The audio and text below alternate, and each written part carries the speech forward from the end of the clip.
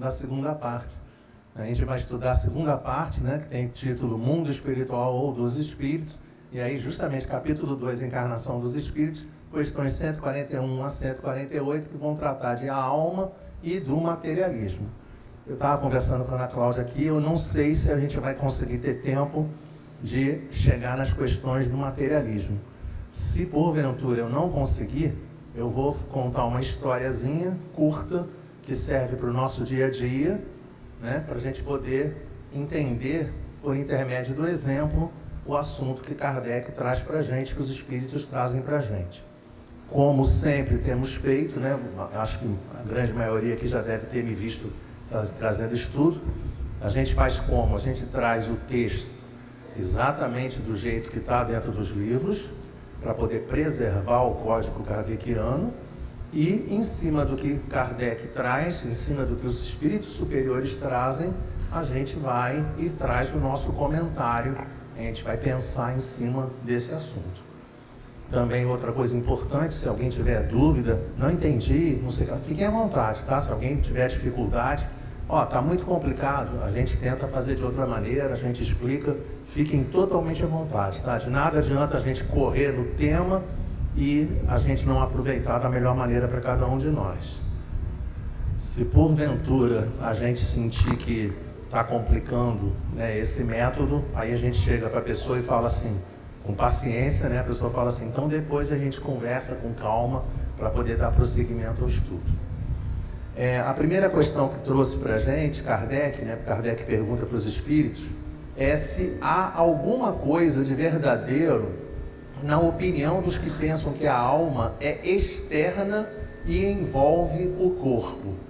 E aí os espíritos dizem, a alma não está encerrada no corpo como o pássaro numa gaiola. É muito importante, quando a gente fala de alma, quando a gente fala de perispírito, a gente num momento assim inicial, a gente acha que é como se fosse, né, o nosso corpo. Quando a gente olha o nosso corpo, a gente está vendo a parte externa do nosso corpo. E aí a gente confunde, muitas das vezes, a parte externa do nosso corpo, a casca do nosso corpo, com o nosso corpo propriamente dito. O nosso corpo é o composto, é o todo, tá? Não apenas a parte externa, a pele, mas também os vasos sanguíneos, os músculos, os nervos, tudo que tem água, 60% de água. Então, tudo que nós compomos, tudo que diz respeito a nós, é o nosso corpo. Da mesma forma, diz respeito à questão da alma. A alma, ela não se restringe a uma casca, ela não se restringe a uma situação como se fosse dentro do corpo, ela não se restringe nem sequer, né? Às vezes a pessoa fica pensando assim, então ela tem um limite no corpo. Não. A alma, ela tem uma característica, né? Porque alma, espírito, são energias.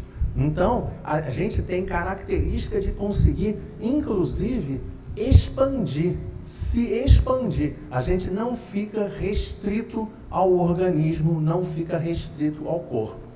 Diga-se de passagem, a gente já pode até tratar desse assunto, né? Quando a gente vai mais na frente do Livro dos Espíritos, a gente tem justamente uma questão, um assunto que fala a respeito da emancipação da alma.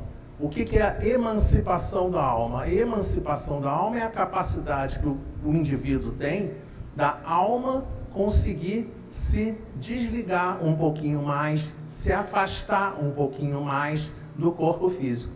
Essa que é a característica que eles colocam para a gente, que acontece no momento de uma reunião mediúnica, acontece às vezes durante uma reunião pública, acontece muitas vezes no momento do passe. Não sei se com vocês já aconteceu isso, né? Mas vou tentar fazer aqui uma cena para o assunto, né? Se tiver acontecido, vocês me contam, tá? Por favor. Às vezes, quando você está tomando passe, né? A pessoa está sentada assim, e aí ela está tomando passe, aí ela começa a sentir como se ela tivesse, sabe? Como se ela tivesse assim, como sai, flutuando, né? Dá impressão, dá certo nervoso às vezes, quando a pessoa não tem conhecimento, ela fala assim, nossa, o que está acontecendo comigo? Parece que a pessoa está voando, né? Então, isso é uma emancipação da alma. Então, essas são características que diferenciam da questão, como colocado por Kardec, que seria de estar trancado, de estar preso como se fosse preso dentro de uma gaiola. Não é assim que funciona. Ainda na 151, na 141, eles falam justamente a respeito disso, dizendo assim, irradia e se manifesta exteriormente, como a luz através de um globo de vidro, ou como o som em torno de um centro sonoro.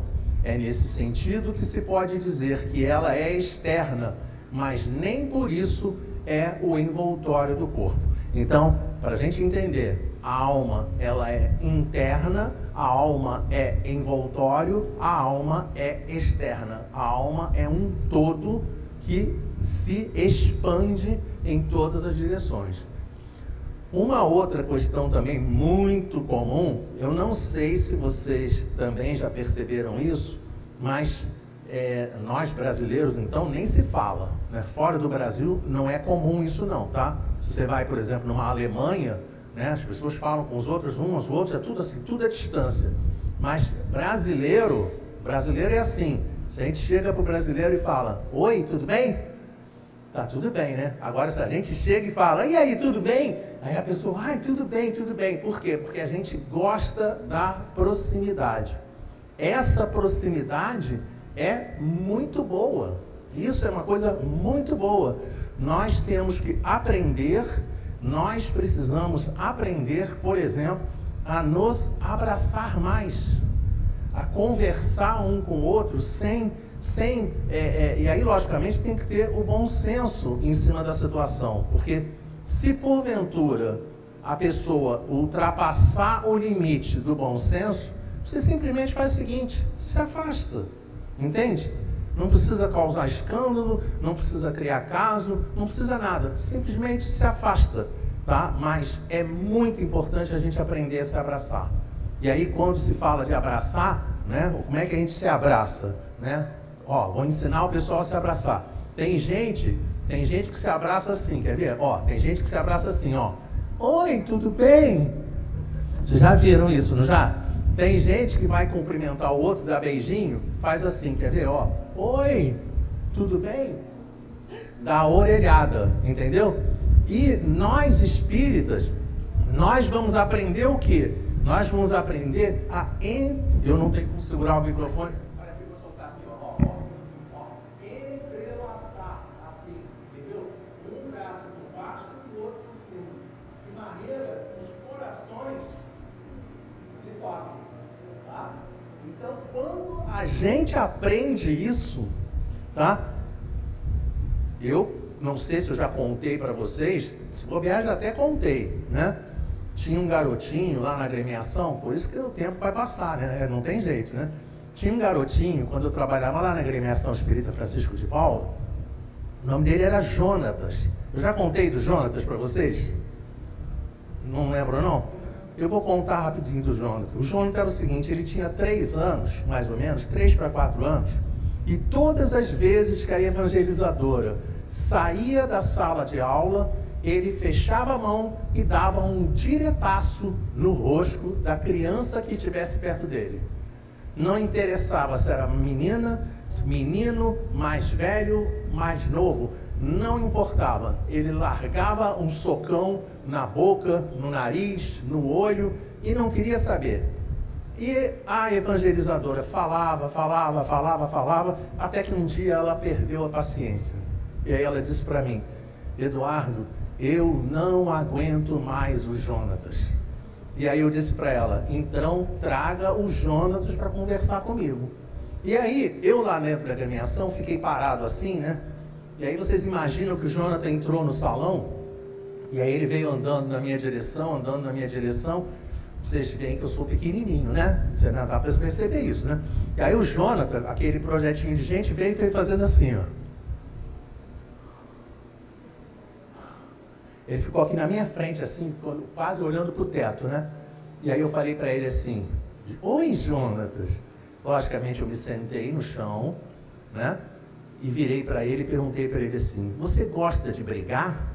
Os olhinhos dele chegaram a brilhar. Ele falou assim: eu adoro brigar, tio. Aí eu falei: que bom, filhinho.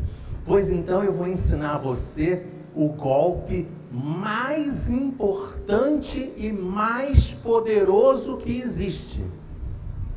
E aí segurei ele na cintura, né? Mas eu não segurei na cintura, eu segurei na cintura fazendo assim, tremendo, né? E aí ele ficava assim, tremendo, que dava a impressão que eu estava fazendo força. Eu estava fazendo força nenhuma, né? E aí ele falei para ele: segura aqui em mim, aqui, segura aqui em mim. Ele segurava, fazendo força, eu fazendo força. E aí eu peguei, simplesmente tasquei-lhe um enorme abraço. Ele, pequenininho, ainda não tinha técnica, né? Então ele botou os 2 bracinhos aqui por volta do meu pescoço, aí ficou com aquele bracinho assim, sem saber o que tinha que fazer. Aí ele perguntou assim: e agora, tio? Aí eu disse para ele: agora é a vez da gente falar assim, upa! E aí ele fechou e aceitou o abraço. Eu acho que esse foi o primeiro abraço que ele recebeu na vida dele. Eu quero dizer a vocês que depois desse episódio, o Jonatas nunca mais socou nenhuma criança. Todos os dias, quando ele chegava na evangelização, a primeira coisa que ele fazia era dar um abraço em cada uma das crianças da turma. E a história melhora cada vez mais, porque 13, 12, sei lá quantos anos depois, eu estava lá no Mundial do Largo da Segunda-feira fazendo compras, e de repente um jovem pula em cima de mim. No que ele pulou em cima de mim, eu me virei, levei um susto, né? Pensei assim: é agora que eu vou ser assaltado, né? Mas eu me virei assustado assim, olhei para ele, aí ele falou assim: o senhor lembra de mim, tio? Aí eu falei assim: não. Por quê? Óbvio, eu conheci o cara pequenininho, era um garotote, né? Quase do meu tamanho, não ia lembrar. E aí ele pegou e falou: eu sou o Jonathan. Na hora que ele falou que era o Jonathan, a minha voz já começou a embargar. E aí ele disse para mim assim: eu posso te dar um abraço UPA? E eu falei: claro que você pode dar um abraço UPA. E aí dei um grande abraço e ficou essa experiência dentro do coração. Se existe uma maneira da gente conseguir exteriorizar a nossa alma com o sentimento mais profundo que nós temos, nada melhor do que o abraço. Quando Kardec traz isso aqui para a gente, ele mostra para a gente, os espíritos demonstram para a gente, que nós, né, isso aqui eu tentei mostrar para vocês, uma sala com vários globos luminosos, cada um com um revestimento diferente, cada um de um tamanho diferente. Para a gente poder entender que cada um de nós temos uma característica que é diferente da outra pessoa. No nosso caso, espíritos, que somos todos medianamente do mesmo patamar evolutivo, somos espíritos, ainda espíritos de terceira ordem, ainda espíritos imperfeitos, nós que estamos neste patamar, né, dentro da escala espírita, o que acontece? A gente tem que entender que cada pessoa tem o seu cada um, entende? Não é assim, né? A pessoa olha para o fulano e fala assim: nossa, fulano é fora de série. Ou então, como a gente às vezes vê em reuniões de estudo, outro dia eu vi isso numa reunião de estudo, a pessoa chegou, foi querer dizer para as outras, né, que todos estamos mais ou menos no patamar, e disse assim: que aqui o negócio é o seguinte, ninguém sabe mais do que ninguém. Aí eu olhei aquilo e fiquei pensando assim: aí não, né? É justamente o contrário. Cada um de nós sabe mais do que os outros demais. Só que os assuntos que cada um sabe são diferentes entre si. Tem gente que sabe cozinhar, tem gente que sabe costurar, tem gente que sabe falar, né, falar na palestra, tem gente que sabe cuidar de cadeira, tem gente que sabe arrumar, tem gente que sabe fazer café, né? É fácil entender isso. Cada um, o seu cada um. Então, a beleza da vida, a beleza dos estudos, não é juntar várias pessoas que não sabem nada. Não é essa a beleza. A beleza é a gente juntar várias pessoas que têm cada um o seu potencial, tanto que Jesus falou de maneira muito clara, sois deuses, tanto que Jesus falou de maneira muito clara, brilhe a vossa luz. Então, todos nós temos uma capacidade. Isso é muito importante entender, até para poder compreender a questão da má vontade. Porque quando a pessoa entende isso, não tem espaço para má vontade. Porque ela vai perceber que ela sempre pode contribuir de alguma maneira para o conhecimento e para o entendimento da maioria das pessoas. Então, isso daqui é muito importante. E aí, essa questão da bola, que assim também ela é muito legal, porque a Ana Cláudia, no início do trabalho, falou assim, ai, como é legal o sol, como, né, que bonito o sol, ai, o sol é lindo. O grande paradigma do nosso planeta, espírito, é Jesus. E Jesus falou para a gente assim, eu sou a luz do mundo. Aquele que me segue não andará em trevas. Então, é para a gente poder, dentro da nossa cabeça, tá? Dentro da nossa cabeça, todos os dias, quando clarear, é para a gente pensar assim, Jesus está clareando o nosso planeta. Todos os dias. Não interessa se o sol está aparente, não interessa se está nublado, não interessa. Jesus sempre traz a claridade dele para o nosso planeta. Então, o sol é uma excelente metáfora, é uma excelente alegoria para a gente poder lembrar de Jesus. Me lembro de uma vez que fiz palestra em Rio das Ostras. Na semana seguinte, a evangelizadora mandou mensagem para mim, dizendo assim, uma das evangelizandas disse para mim, depois que o tio Eduardo falou para mim, para toda vez que eu vir o sol eu lembrar de Jesus, eu não consigo parar de pensar em Jesus. Porque ou está de dia e você está vendo o sol, a menos que esteja lua nova, né? Mas lua nova é 1 dia, 2 dias no mês. O restante todo, a gente sempre tem o efeito de Jesus, seja de dia, seja de noite, nas nossas vidas. Então, isso é muito importante, porque quando a gente começa a sintonizar com as luzes que estão às nossas voltas, a gente consegue efetivamente cada vez mais ser um pouquinho mais feliz no nosso dia a dia.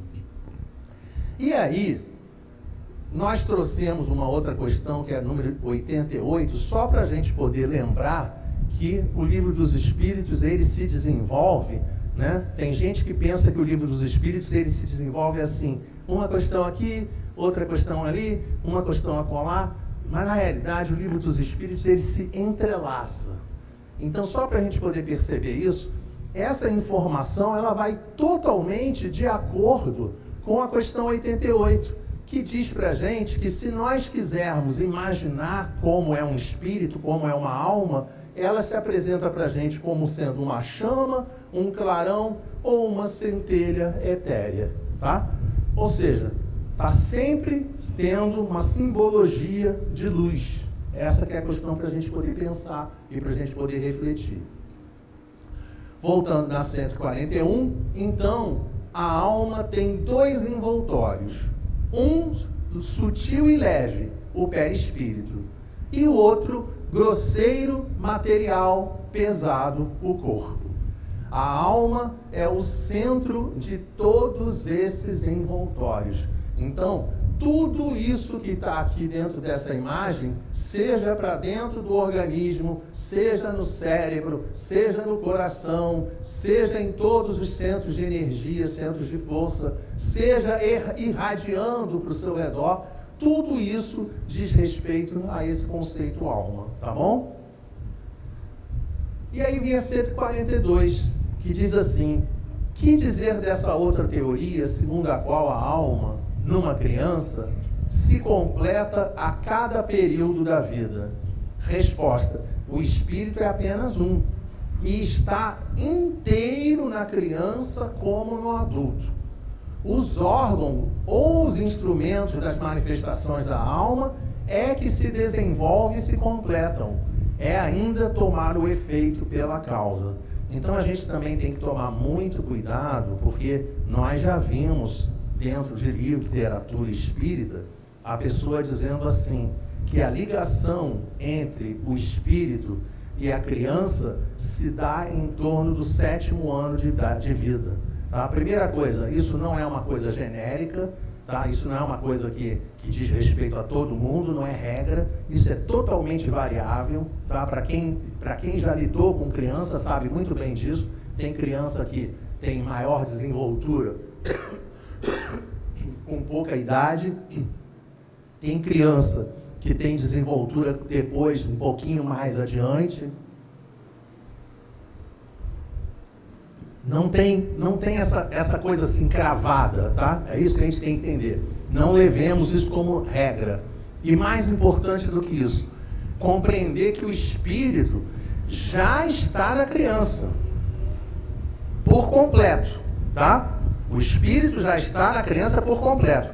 O que acontece é que não consegue se expressar. Então olha lá, olha como é que os espíritos explicam isso pra gente. Espíritos superiores, os órgãos ou instrumentos das manifestações da alma é que se desenvolvem e se completam.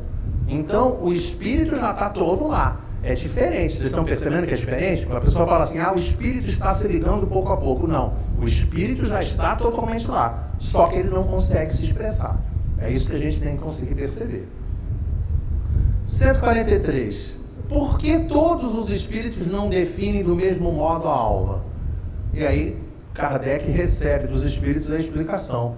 Os espíritos não se acham todos esclarecidos igualmente sobre esses assuntos. Há espíritos de inteligência ainda limitada, que não compreendem as coisas abstratas. São como as crianças entre vós.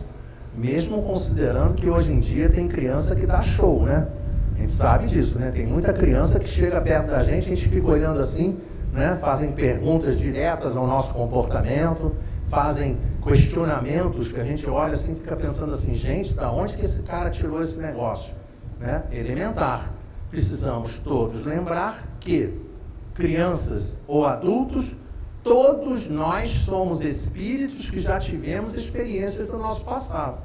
Então, quando a pessoa encarna e ela consegue trazer uma bagagem, consegue ter um pouco maior acesso a essas experiências anteriores, claro que essa criança vai se demonstrar de maneira diferenciada em diante dos demais indivíduos que estão ao seu entorno.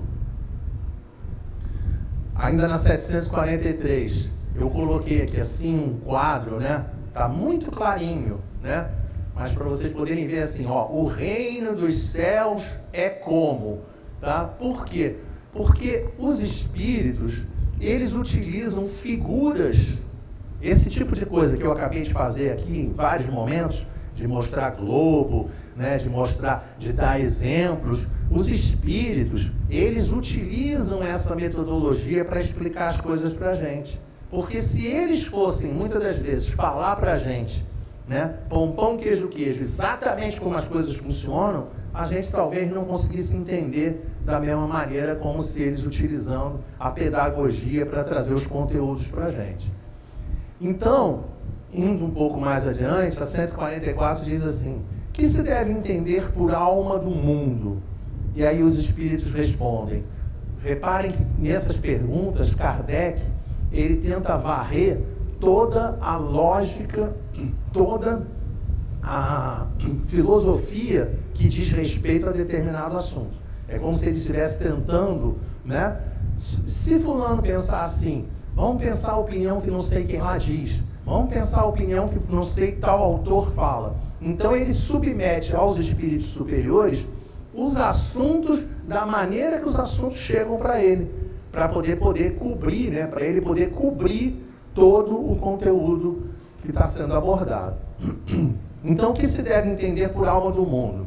O princípio universal da vida e da inteligência, do qual nascem as individualidades.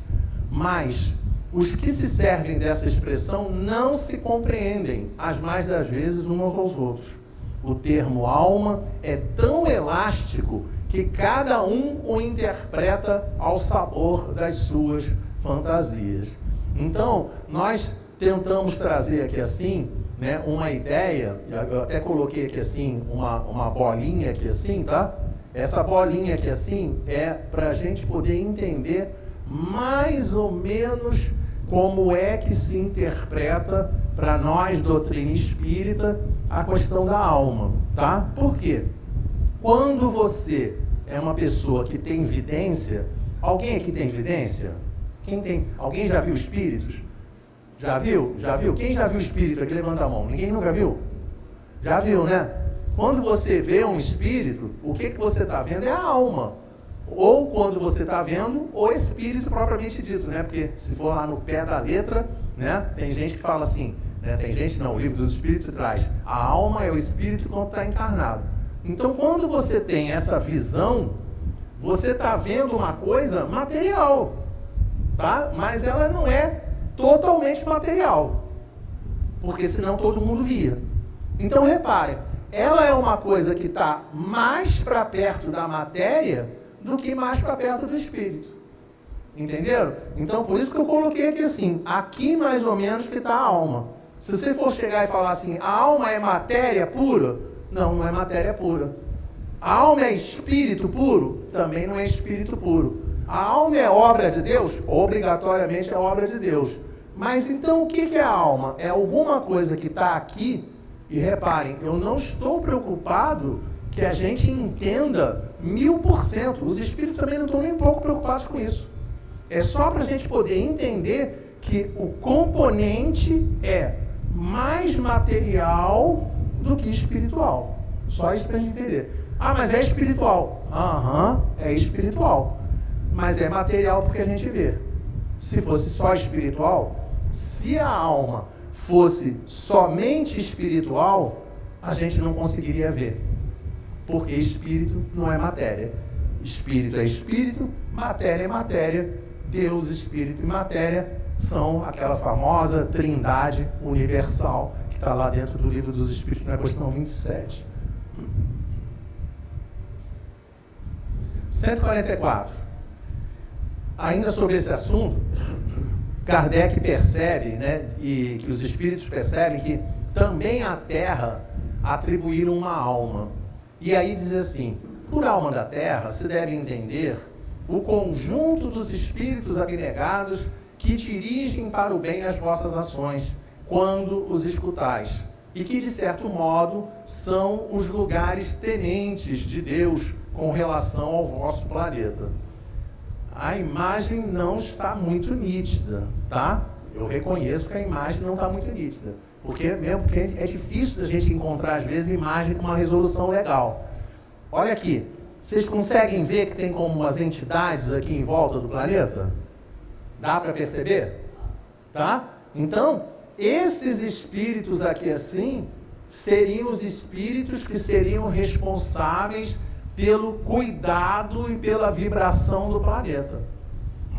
Aí a pessoa pergunta assim, quem são esses espíritos? Tá? Vamos pensar assim, ué, mas Eduardo, quem são esses espíritos? Vou pedir para a Ana Cláudia pegar prefácio do Evangelho segundo o Espiritismo. Você está de óculos, né? Você vai ler para mim assim, o primeiro parágrafo. Os Espíritos do Senhor. O sinal é lindo, né? Os Espíritos do Senhor são as potestades dos céus, tal qual um imenso exército que se posiciona sobre toda a face da terra, recebendo ordens de comando hierárquico superior. Semelhantes a estrelas cadentes dos céus, vem clarear o caminho e abrir os olhos dos cegos. Legal. Né? Então a gente consegue ver, dentro do Evangelho segundo o Espiritismo, quem são esses espíritos. Tá? É para a gente poder mudar a nossa maneira de olhar o mundo. A gente, às vezes, quando olha o mundo, quando vê as notícias, Ah, mas está com guerra em Israel, está com guerra na Ucrânia, ontem teve terremoto lá nas Filipinas, está com problema de fome na África, está com terremoto não sei aonde, está com maremoto, está com tsunami, está com furacão, a pessoa vê um monte de coisa acontecendo. Mas nós precisamos entender, nós não estamos largados, nós não estamos abandonados. Muito pelo contrário, o tempo todo, todas as coisas que acontecem dentro do planeta são questões que estão acontecendo porque nós ainda não conseguimos utilizar a tal da boa vontade que a Ana Cláudia leu agora há pouco. Os espíritos dizem assim, quando a gente fica com muita má vontade, tá? Vou explicar assim, quando muitas pessoas ficam com muita má vontade e começam a atrasar o seu progresso, o que os espíritos fazem?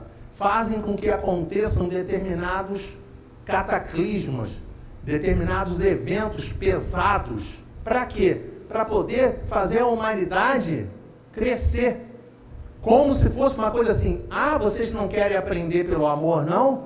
Então vocês vão ter que aprender pela dor, tá? E isso funciona tanto no que diz respeito ao planeta como um todo, diz respeito, tipo, por exemplo, pandemia de Covid, pandemia de peste negra, aquela outra gripe espanhola, entenderam? Então, a gente vê que vira e mexe, tem eventos que fazem parte, varrem o planeta inteirinho como um todo. E também acontece de maneira local, e também acontece de maneira mais, cada vez menor, na grande, super grande escala, numa escala menor, numa escala menor, numa escala menor, e até mesmo na escala individual. Quando o indivíduo ele não está querendo ir para frente, precisa passar pelos problemas da expiação, pelos problemas das provas mais pesadas, para poder a pessoa conseguir se levantar e seguir adiante. 145. Como se explica que tantos filósofos antigos e modernos, durante tão longo tempo, hajam discutido sobre a ciência psicológica e não tenham chegado ao conhecimento da verdade? Resposta dos espíritos superiores: esses homens eram precursores da eterna doutrina espírita, prepararam os caminhos. Isso também está dentro do Evangelho segundo o Espiritismo. Para quem quiser conhecer e poder estudar e se aprofundar nessa situação aqui assim, é só abrir lá dentro do livro do Evangelho segundo o Espiritismo, na introdução, que fala a respeito de Sócrates e de Platão, que são categorizados como sendo precursores da doutrina espírita. Quem não quiser ler, basta viver, tá? Para o pessoal que já está com o cabelo pintado, que está pintando o cabelo, vai lembrar do que eu vou falar, tá? Antigamente, as missas, não sei se você... Alguém foi à missa antigamente aqui? Quem foi à missa antigamente, levanta a mão. Um monte de gente. O padre falava, sabe o que a gente entendia? Nada. Tá? Eu me lembro de garoto ir à missa, aí o padre fazia a missa assim, ó o padre.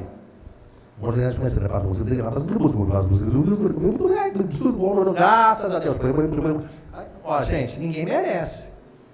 Entendeu? Ninguém merece um trem desse. Tá? Aí, morreu um amigo meu católico. O que aconteceu? Eu fui à igreja há pouco tempo. Quando eu olhei o padre falando, o padre falava a vida espiritual, o amor, a caridade, a necessidade do cuidado com as coisas do espírito. Gente, eu olhei aquilo e falei assim, gente, eu vou chamar esse padre, vou indicar, vou falar com o Joel. Joel, anota o nome desse padre para chamar para falar lá no Francisco de Assis. Aí ele chegou num determinado momento e falou assim, fora da igreja não há salvação. Eu falei, vou chamar não. Não posso chamar mais, entenderam? Mas ele, durante um tempão, começou a falar coisas que dizem respeito à nossa conversa do dia a dia. Aí você pega o Alcorão para ler. Quem quiser pode fazer isso, tá? Pega o Alcorão para ler. Se vocês pegarem o Alcorão para ler, você vai olhar e vai falar assim, gente, esse cara era espírita. Entendeu? Porque a maneira como eles falam é a mesma. Aí o tempo vai passando, você hoje ouve médicos, tá? Você chega para o médico e pergunta para ele assim, o senhor é espírita? Ele diz assim, não, eu sou ateu. Aí você fala assim, ah tá, ele é ateu. Aí ele pega e diz assim, mas quando existe a concepção, é formada uma única célula, essa célula é multiplicada por 2, depois por 2, depois por 2, aí fica assim, 2, 4, 8, 16, 60, 32, 64, e vai multiplicando por 2. Todas as células iguais. Todas as células sendo multiplicadas e sendo iguais. E aí chega exatamente num momento, no meio do nada, nenhum médico consegue explicar. Que na hora que faz essa nova multiplicação, uma célula vira célula de língua, uma célula de coração, uma célula de pele, uma célula de cérebro, uma célula de não sei o que lá, uma célula de não sei o que lá. Aí eu me lembro da palestra lá do nosso companheiro Frutuoso, né? Paulo César Frutuoso, né? Ele é lá do Trabalhador do Frei Luiz, isso. É bom que o pessoal ajuda a gente, que eu não lembro de tudo, não. Eu não lembro de tudo, é bom de poder me ajudar, né? Aí o que acontece? O Paulo César, ele fala assim, naquele momento, não tem um médico ateu que não chegue e dá uma parada e fala assim, aqui assim eu acho que deve ser o tal do Deus. Entendeu? Estão me entendendo como é que é o negócio? Nessa hora o cara para e fala assim, não tem explicação. Não tem explicação. A gente já viu médicos dando depoimento de pessoas que estavam em determinada situação em centro cirúrgico, em CTI, que eles olhavam e falavam assim, realmente não tem jeito. Olha, nós estamos precisando do leito, vamos desligar tudo, vamos desligar todos os aparelhos, porque não tem jeito, ele está desenganado. E aí na hora que desliga tudo, o que acontece? O cara acorda, o cara fica bom. Para quem tiver dúvida a respeito, leiam, por exemplo, a história do nosso querido Jerônimo Mendonça, que passou por situação exatamente igual a essa. Desenganado, foi dito, não vai viver. E aí Chico Xavier foi lá e colocou a mão no ventre dele, tudo liquidado. Então é isso que a gente precisa entender. Tem muito mais água passando embaixo dessa ponte do que a gente pode imaginar. Nós não temos conhecimento amplo, geral e irrestrito de todas essas coisas. Mas esses homens de gênio, esses homens que chegaram dentro do nosso planeta, muitas das vezes, trabalhando na ciência, utilizam a ciência e nos trazem informações fundamentais para o nosso crescimento espiritual. Diga-se de passagem, atualmente a grande informação é aquela informação que fala a respeito das inas, né? A ocitocina, a dopamina e todas esses como é que são essas substâncias? Como é que não? Hormônios, isso? Enzimas e hormônios, isso mesmo, muito bom. Que você pega e percebe coisas assim, você faz o bem, e quando você faz o bem, você recebe o bem. Imediatamente. O teu organismo recebe o bem. Eu já devo ter feito essa dinâmica com vocês. Já devo ter feito, tá? Porque eu gosto de fazer as coisas na prática. Porque quando a gente faz as coisas na prática, as pessoas sentem o que a gente está dizendo. Eu queria falar para vocês que nesse momento que eu estou conversando com vocês, eu estou dando passada de olho assim geral aqui dentro do salão, vocês estão tudo olhando para mim assim, ó. Sabia disso? queria fazer uma coisa com vocês. Eu queria que nesse momento, ao invés de olhar para mim, eu queria que vocês olhassem para as pessoas que estão ao lado de vocês. Olhem. Olhem para as pessoas que estão ao lado de vocês. Eu quero dizer uma coisa para vocês. Eu não conheço uma pessoa que, quando olha para a pessoa que não está do seu lado, não consiga sorrir. Entendeu? A pessoa está séria. Aí fala assim, olha para o lado. Entenderam? Agora eu vou pedir a vocês fazerem outra coisa. Ao invés de somente olharem para o lado, eu quero que vocês se abracem.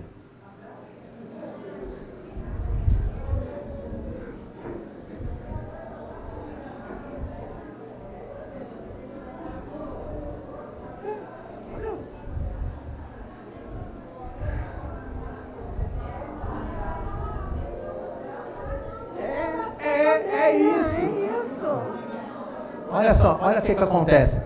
Reparem.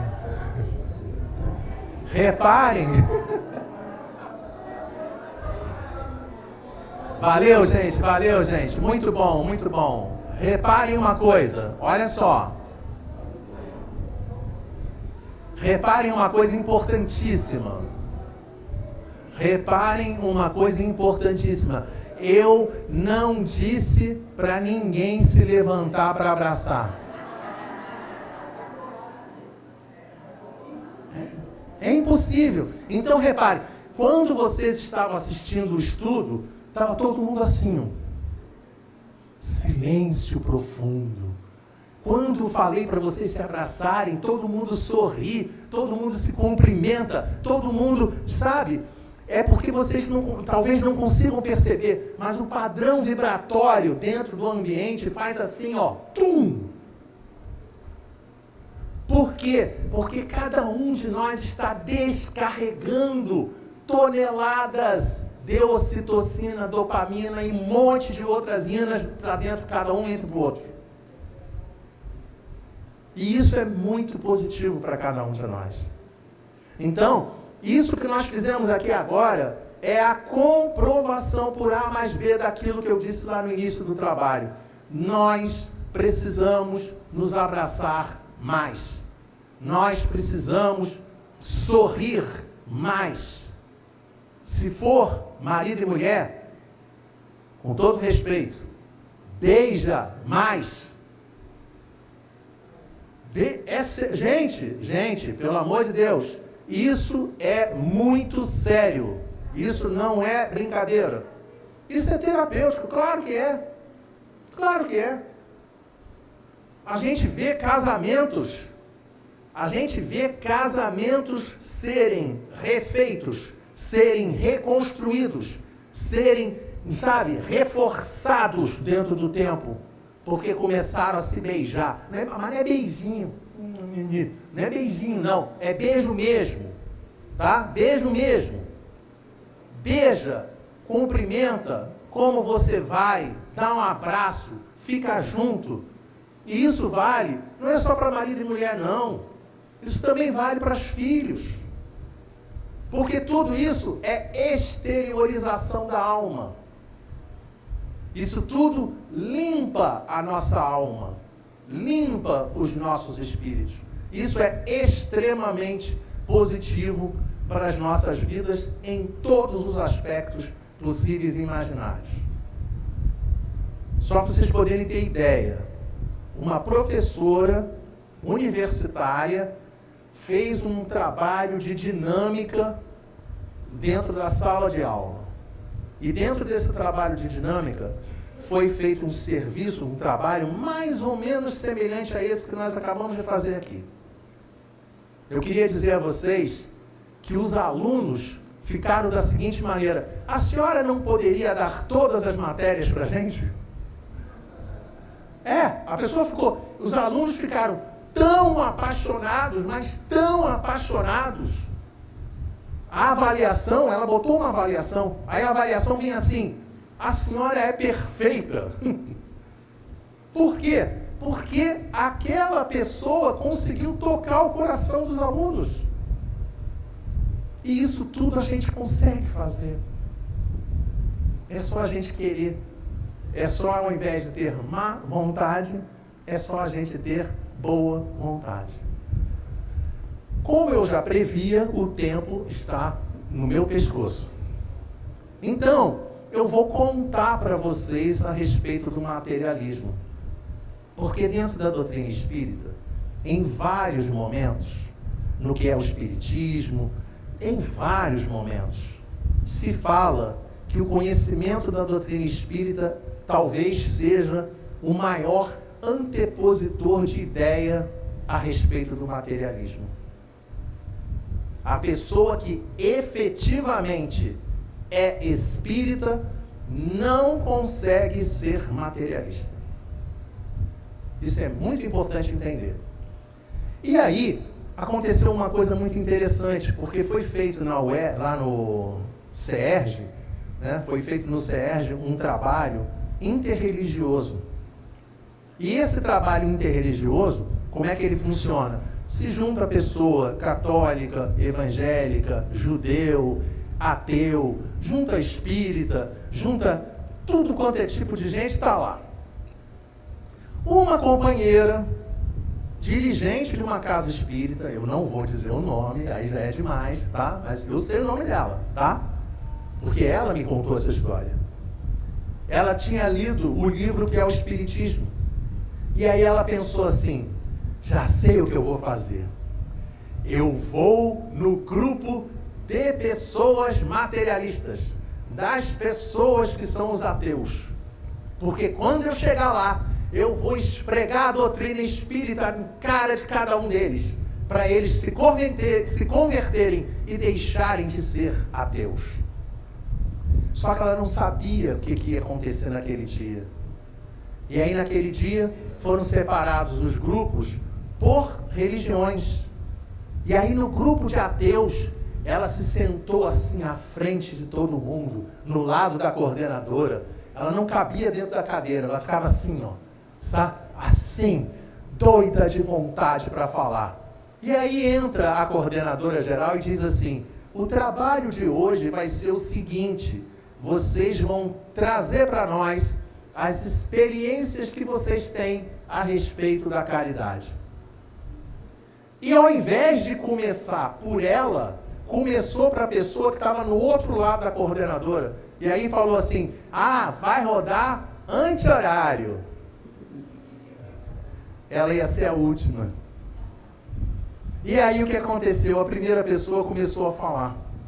Eu queria dizer a vocês que eu sou ateu, mas eu converso com todas as pessoas que estão na rua. Aí o seguinte falou, eu não apenas converso com as pessoas, como eu cumprimento cada uma das pessoas, ascensorista, porteiro, caixa do mercado, empacotador, motorista do ônibus. Aí o terceiro, eu não só cumprimento, eu sorrio para eles. Aí o quarto, eu cumprimento, sorrio, mas eu sei o nome deles. Aí o quinto, mas eu faço isso. Gente, à medida que cada um foi falando, ela estava assim. Aí ela foi se abaixando, foi escorregando na cadeira. E ela disse para mim assim, que chegou num momento tal da reunião, que ela começou a falar assim, Deus Pai amado, eu quero te pedir do fundo do coração, não deixa chegar a minha vez. Como Deus é muito bom. Quando chegou na última pessoa antes dela, a coordenadora voltou e disse assim, eu queria dizer a vocês que quem falou, falou, e quem não falou, paciência, porque nós temos que voltar para o grupão. E aí ela disse para mim, que ela nunca na vida dela tinha visto tanta gente que diz que não acredita em Deus fazer muito mais caridade do que nós espíritas, que temos como lema da doutrina espírita, fora da caridade não há salvação. Então, eu queria dizer a vocês o seguinte, que o materialismo realmente é complicado, mas que a gente tenha muito equilíbrio para poder entender do que pior do que o falar ser materialista é a pessoa ser materialista se dizendo espírita, católico, evangélico, judeu e assim por diante. Tenhamos muito cuidado, tá bom? Um enorme beijo para vocês, que Deus abençoe a todos nós.